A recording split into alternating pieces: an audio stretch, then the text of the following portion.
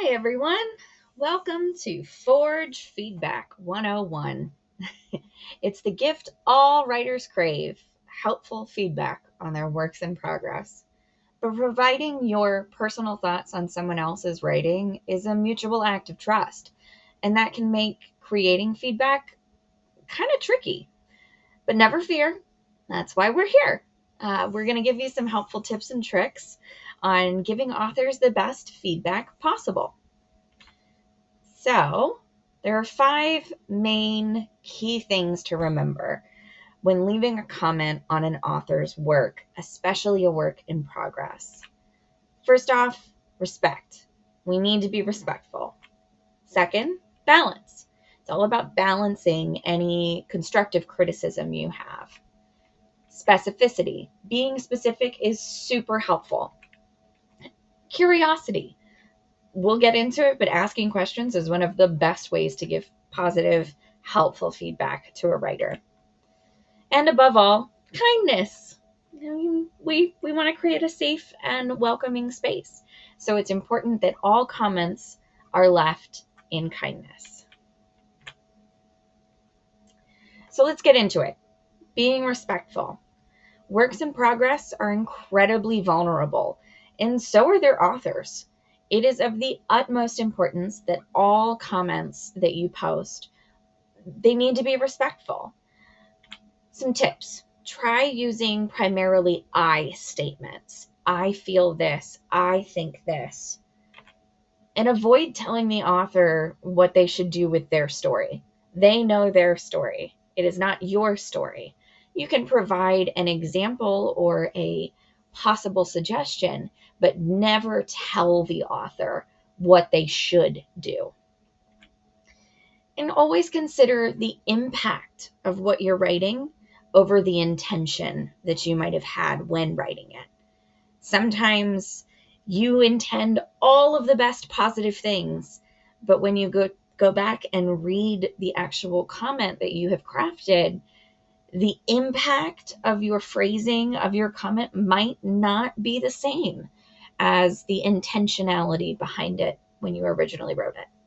So comments should always be left with a possible impact on the author in mind. Some good examples.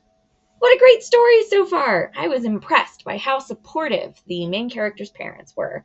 It was really lovely to see them embrace the main character's truth. So it's being respectful. It is showing that you are excited. I was impressed. It doesn't tell them what they should be doing. It tells them what they are doing right. A bad example. My parents would have never been so supportive. It's unrealistic. I think you should have at least one of the parents be totally against the main characters coming out.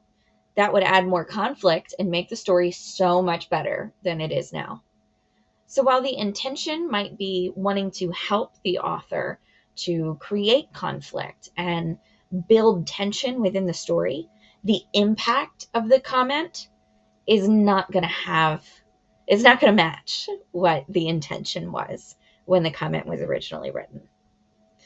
So, next, balance. Finding your balance.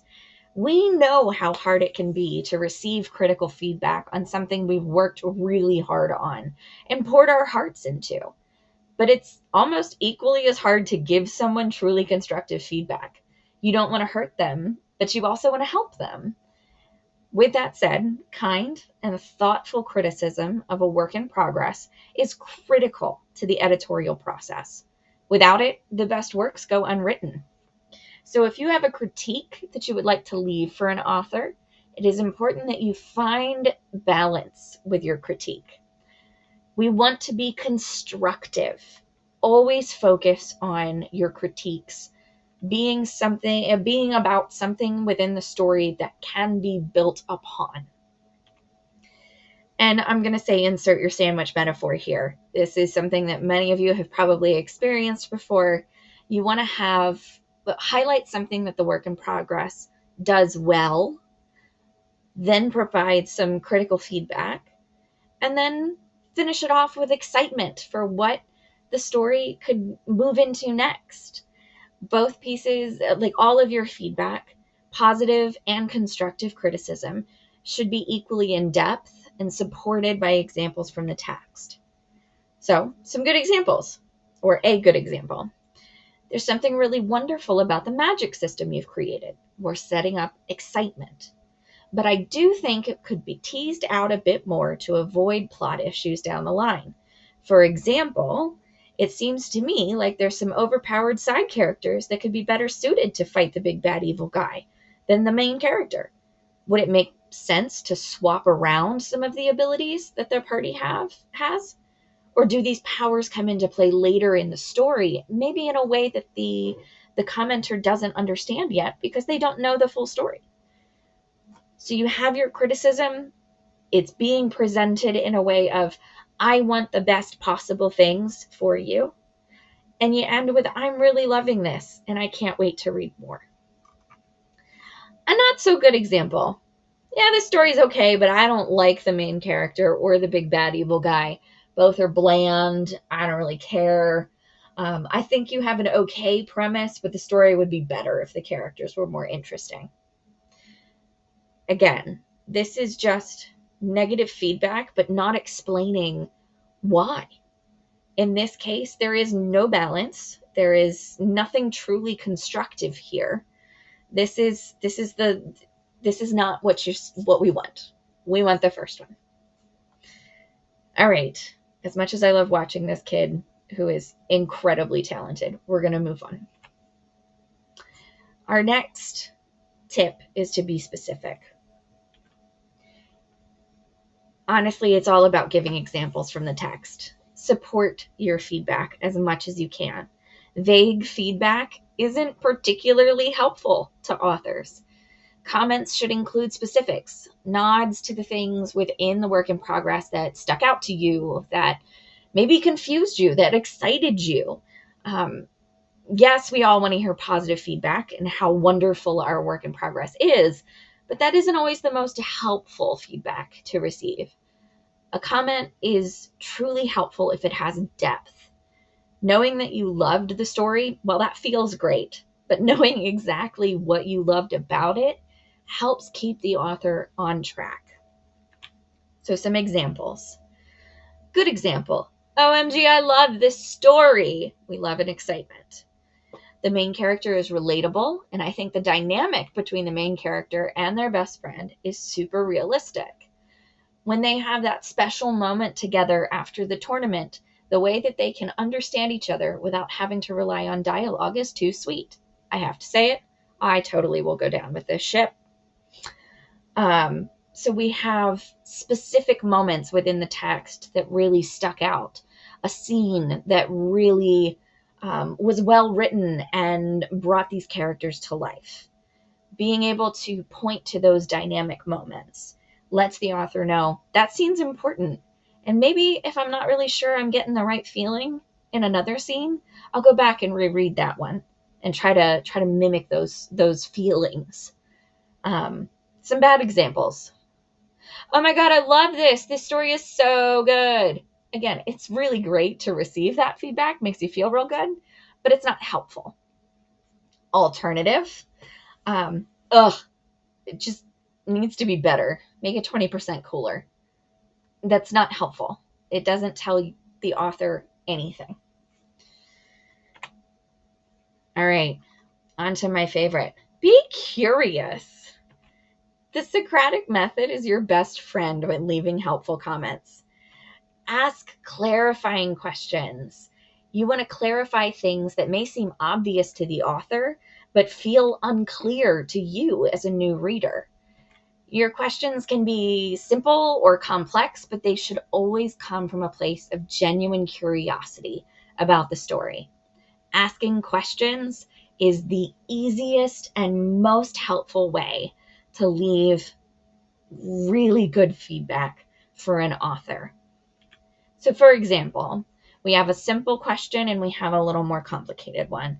So the simple good example, the main character's name is super unique. Does it have a meaning of some kind? Is there specific folklore about it that actually hints at the events of the story? There's an interest there. We want to know more. We also give the author a space to say, oh, Does it have some meaning? Or, yes, that's a hint. So there's things for the author to play with within those questions if they should choose to do so. Alternate good example. I'm curious about how magic and science both play such big parts in the society you've created. How do these two seemingly opposite entities work together? What is their history? Is there some old beef between them that explains some of the prejudice the two main characters feel for each other? This is genuine curiosity, but it's a little more complicated. It gets into the history, the background, the world building, the lore, if you will. And that might all of these things might be answered in the author's mind, but that's not on the page yet for the reader to understand. And that is a reminder to the author, oh, yeah, I probably should put some of that history in here.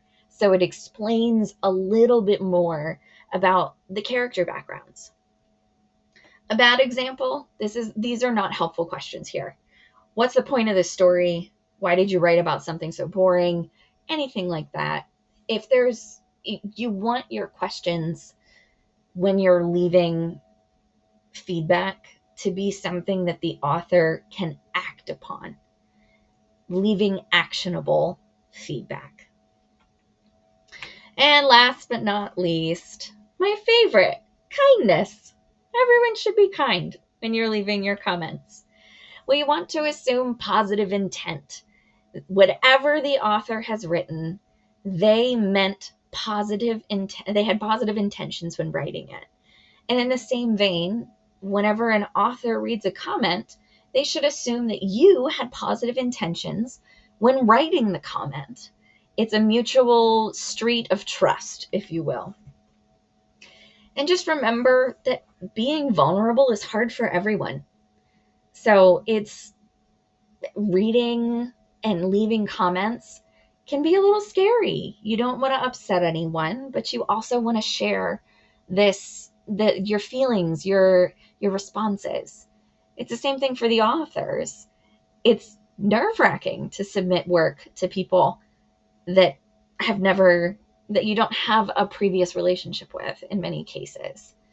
But that's the whole point of writing. We want to share our stories with as many people as possible and have our stories connect and resonate with so many people. And we can't do that without being vulnerable. So, kindness in all of your comments that you leave. Focus on kindness. And there's a golden rule for a reason. If you don't have anything nice to say about a work in progress, just don't say anything at all. It's that simple.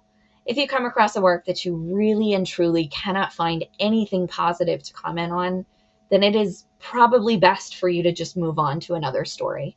Some things are just simply not going to be your cup of tea, and that's okay. So the ultimate goal of commenting on an author's work in progress is twofold, right? We want the author to feel confident and supported, and the author should be able to use the feedback that you are providing them to bring out their fullest potential within the story that they're creating. So before you leave a comment, just ask yourself if this is feedback that you would appreciate receiving as an author. If yes, then post away. Good on you. If maybe not, then you should reconsider how you've crafted the comment, or if your comment will actually be helpful for the author on their writing journey. StoryForge is a safe place for all of our writers and readers. So as long as you're following the 5 rules here, you can be confident that you are providing the best feedback you can. So thanks for being part of the StoryForge community. Get out there, do some writing, do some reading, and leave some really awesome feedback.